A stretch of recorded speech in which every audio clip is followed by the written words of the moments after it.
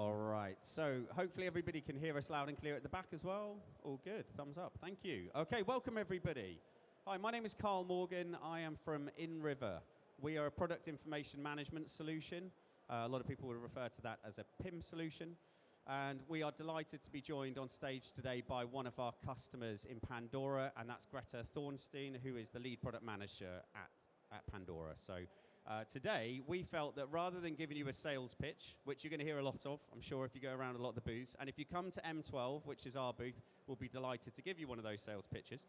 But we're not going to do that here on stage. Today, it's all about our customers, and Pandora are going to give you their story, their PIM journey, their story of how they came to work with InRiver and why, which I think you'll find much more interesting than hearing me give you a sales pitch. So hopefully you enjoy the session. However, I do need to let you know who InRiver are. So I'm going to take 1 minute of your time to give you some background on who we are in a snapshot. So we are Swedish-based. Our headquarters are in Malmo in Sweden. We have over 1,600 brands working with us today in over 30 countries. That's 700 customers and over 200 partners as well. We're growing pretty quickly. We've got 350 employees, and we're very proud of what we do. Essentially, we can become the single source of truth for all of your product information to send on to your own channels or to syndicate out to third parties and to check up on them and make sure that it's being shown in the right way and how you want it to be on those channels as well. That's what we do.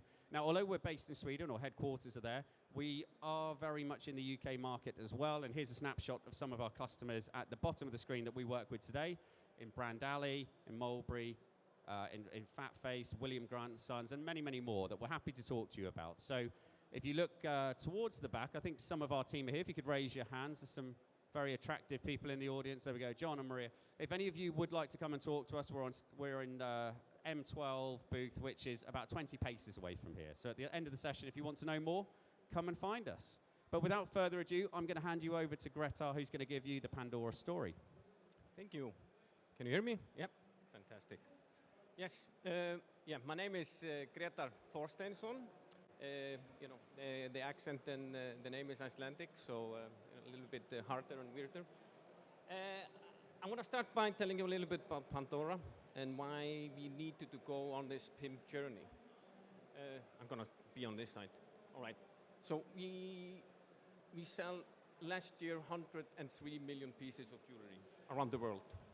We had around 670 million visits to our physical and online stores.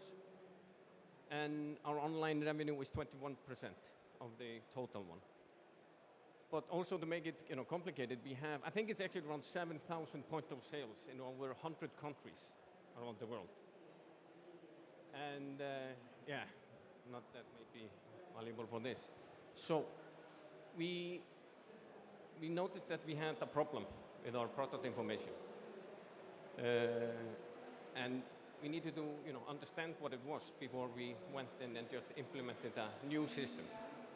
Because one of our main problems was we had too many PIM systems. We went around, I think, 6 systems around the world. The architecture was too complex.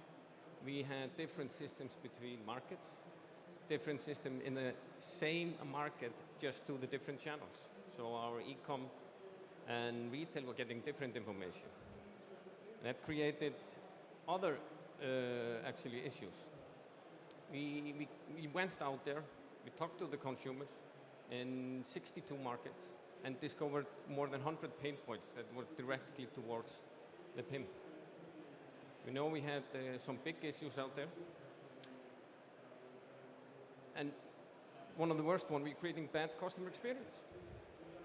A good example is we had people in Italy. They were browsing online like most people do before they go into the store. They come into the store and the item they browsed, they couldn't find it. The store assistant didn't understand what item it is. And it was just a simple thing of the naming. And we had this again and again. We had people coming into our stores, there's a different price. The promotion is not the same. So all of these small things create a very bad customer experience when it comes to product data. We had a very slow resolution of tickets, too many tickets. People had no clue where to go. We even had one setup of one PIM system getting the data from upstream, sending it to another one, who sent it then towards e-com market. Completely useless. But one of the reasons why it went so complicated is, Pandora grew a lot. I mean, 20 years ago, Pandora was, I think, 100 times smaller than it is today. So to keep up with all this growth, people were creating solutions, siloed solutions. And it went too complex. So when we are at this stage today, with being present in 100 markets, it's not acceptable to have these problems. And one of it is, it was too complex. We have a very fast-growing marketing department. We have a lot of emphasis on it. They always have newer things, new ideas, new types of jewelry. All of it needs to be supported by our PIM system. It needs to have the right data structure. We need to be able to push the right data to the right channel at the right time. And I was pitching this to the senior leadership in Pandora, and they were not connecting. What do you mean? It's like, how it's affecting our customers? They didn't actually understand how the PIM was affecting the customers. They only thinking about the e-commerce systems we have. So I actually draw up this slide here. We have here, one of the more expensive items we have in Pandora, because Pandora, the main goal is to be affordable jewelry. But now we went into a sustainable diamonds. We're broadening our scope. This is one of the main things from our CEO, what he wants to, where he wants to lead the company. And I told him, you see this page online, our customer will see it, it's exposed to them. What do you think it actually, where do you think the PIM actually is affecting? How is it affecting the customer experience?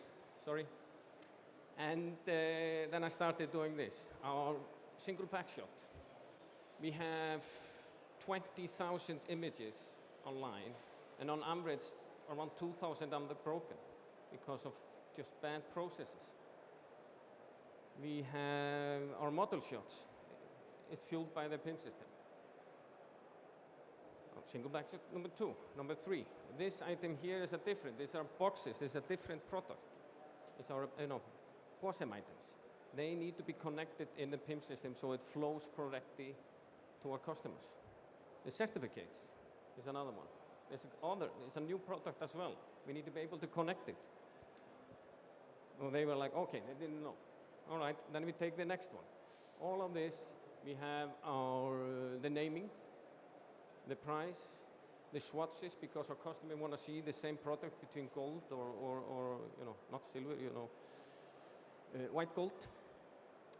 The carat was a new data model for us because we haven't been, focusing on size of a diamond as before, and the size of the jewelry as well. And it's not only on this side that I took a screenshot from UK. This needs to be, translated. So I think we do translation to 62 markets, and all the process around that need to be in place. So it's quite hard to keep up to it if we have a different source of product information between, or retail or e-com stores. Then I kept going. It's the same thing about the product details, our attributes. So at least for me as a customer, if I go to a website and if it's a more expensive item and if the image is broken, something sounds off, I will abandon the site. I will go somewhere else. I don't trust it. And, most studies also show that more half of people, before they go into the store and buy the items, they browse online. They recognize, they find the product they want, and then they go into the stores. So, we started the journey. It is quite a long one. I made it from our charms we have at Pandora, all the collaboration. We started in 2020. We did this discovery. We understand what the problem is.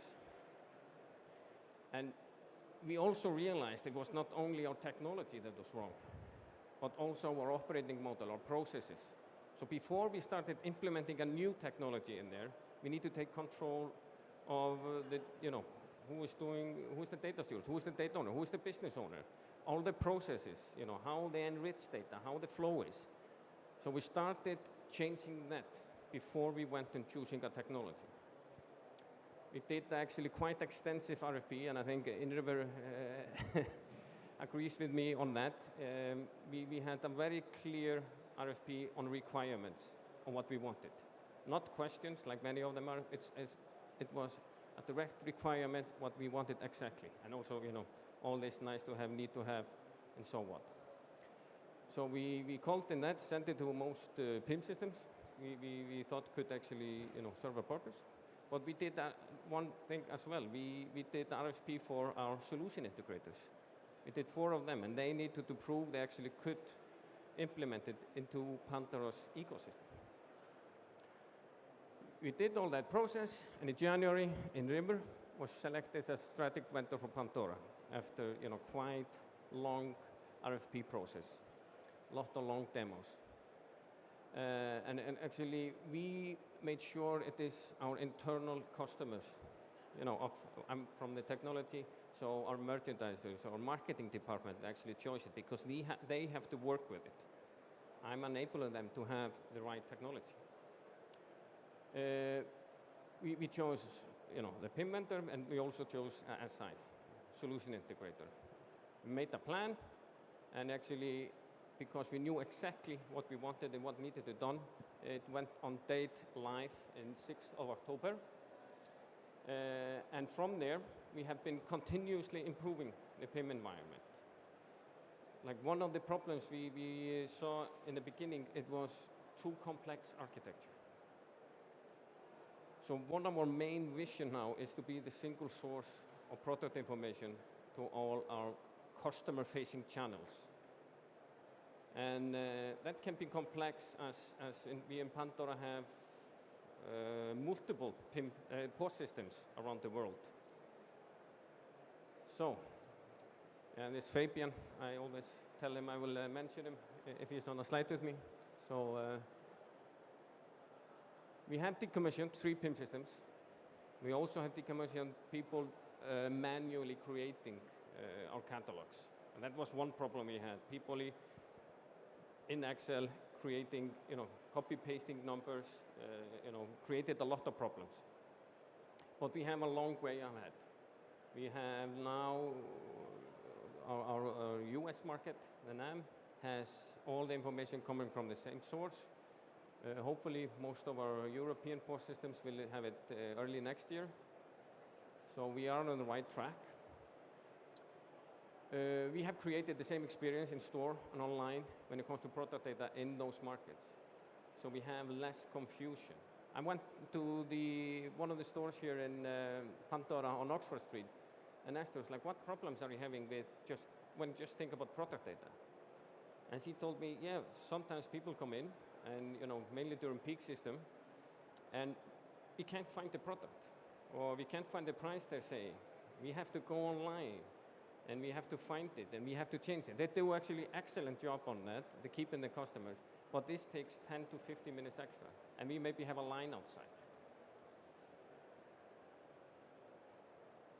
We create and decrease PIM-related tickets by 80%, and we solve them 60% faster than we did. These are just pure facts we get from our, support system. One of the main things here, we just made it clearer. Also, what is the difference between a data issue, or a technical issue? We have resolved 77% of the PIM user pain points we had on the first slide. And our users are super happy with the new one, and actually more and more. We have trained over 200 people in the markets to use it, and InRiver was quite easy for us to train them on, because their IT experience can be, varying quite much. And important for me, I improved my development time by 50%. On the same features I was doing before, or development, it took me 50% less time. And now I can support our business. It's growing quite fast, much faster, and much better. So, yeah, that's our story so far. And yeah. Excellent, and thank you so much, Greta. Thank you for sharing that story. Is this working? Working. Can you hear me okay? Okay. Greta, thank you so much for sharing that story with us. I'm sure you'll all agree it was great to get in behind the scenes and understand the process Pandora have been through. So first of all, thank you. I think we should give Greta a round of applause if we can. Thank you. Thank you, Greta. I have a couple of questions, and we've got a little bit of time, so if anyone in the audience has some questions as well, please do let us know, and we can bring the mic over to you. But first of all, from my side, Greta, I would love to understand, through the RFP process, there's lots of PIM vendors out there, and a lot of them would have enhanced the processes of what you had in place today, would have brought some value. But why was InRiver chosen? Why did you decide to go forwards with us after the RFP? I mean, as I mentioned before, our users, internal users, felt most fit to use InRiver. They felt it like easy for them to use, and it actually aligned very much with our use cases in the demos and so forth. But also one thing, the collaboration between the SI and InRiver, the plan they made most sense for us,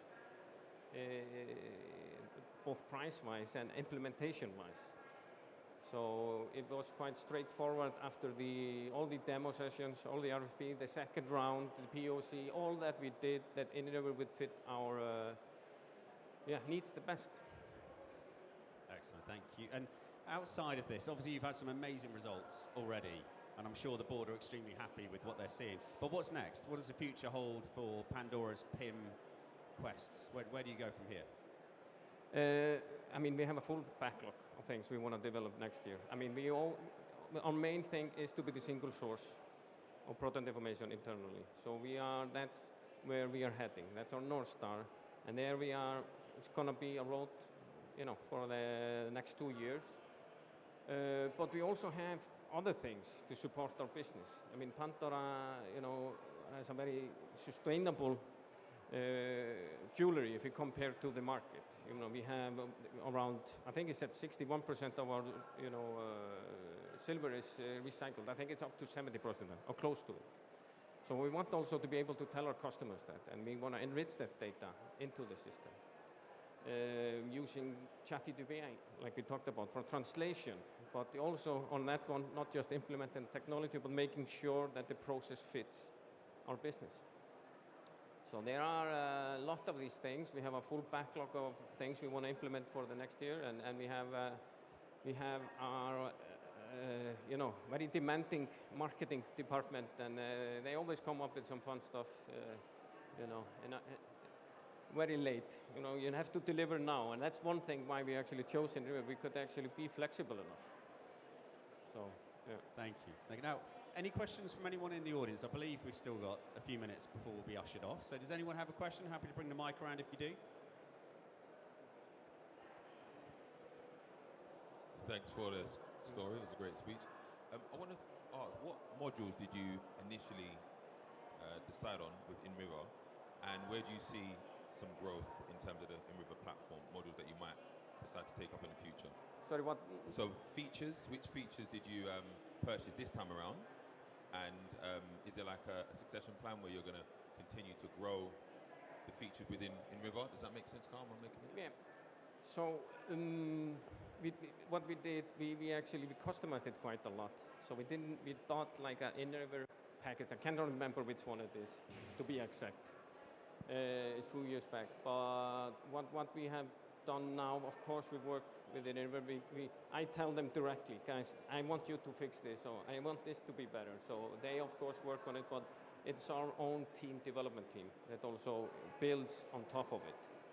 So we have around, 3.5 developers just working on the PIM, because when we do any development in the PIM system, we need to do extensive testing to each one of the markets. They need to make sure it's not breaking something. I mean, we had that before.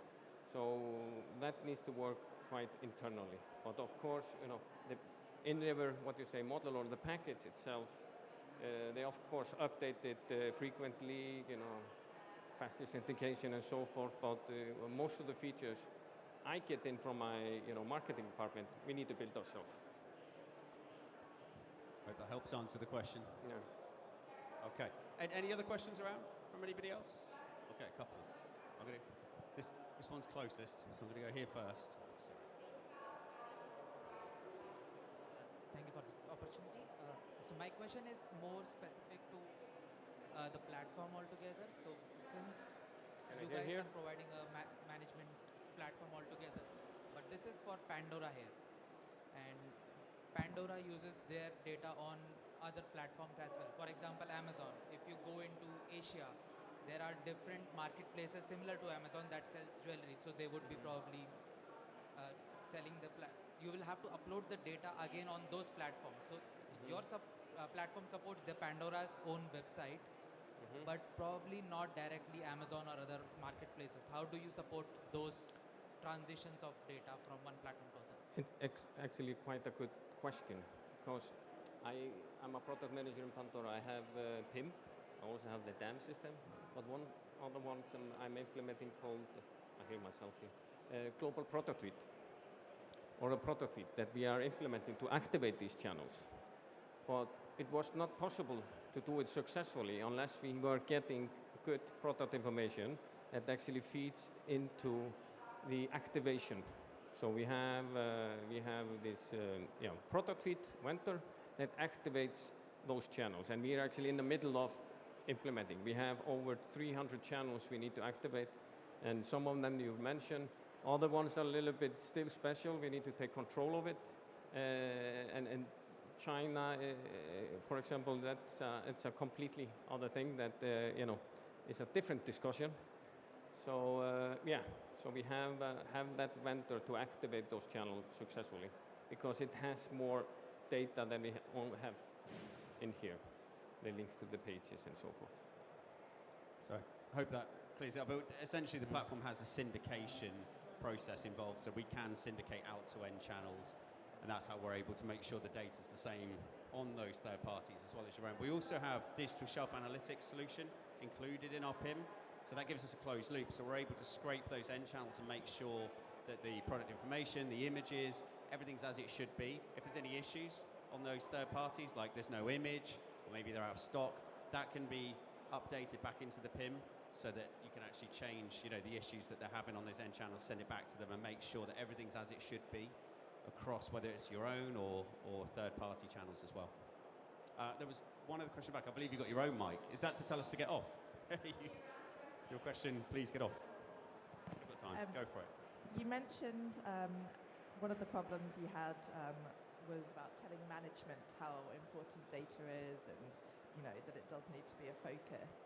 Do you have any kind of tips for bringing that to life for them?